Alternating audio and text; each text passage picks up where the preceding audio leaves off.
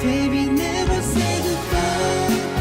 다른 사랑하니까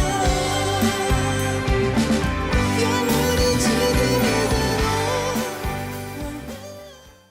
영원한 우리의 능력자 김종국의 마지막 이야기입니다. 전 소속사의 방해로 음악 활동을 제대로 할 수 없었던 그였지만 사실 음악 프로그램과는 달리 예능 프로그램들에서는 지속적으로 출연을 했었는데요. 프로그램 제작에 있어 예능본부라는 기본 줄기는 같지만 그 안에서도 음악방송 담당과 예능 담당은 분명하게 분리가 되어 있거든요.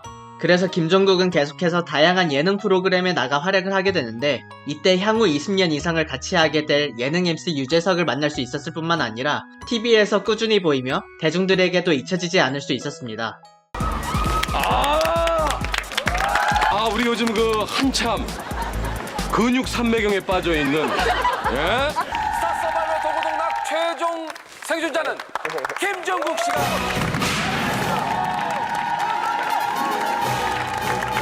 축하드리겠습니다.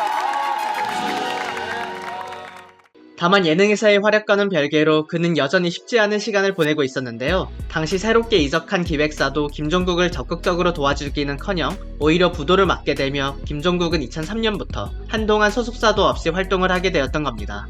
근데 솔직히 좀 안타깝긴 하지만 우리 인생 사는 거 너도 힘들고 나도 힘들고 다 힘든데 무언가 평가할 때 이런저런 것들 다 봐주고 그러는 건 사실상 불가능하잖아요.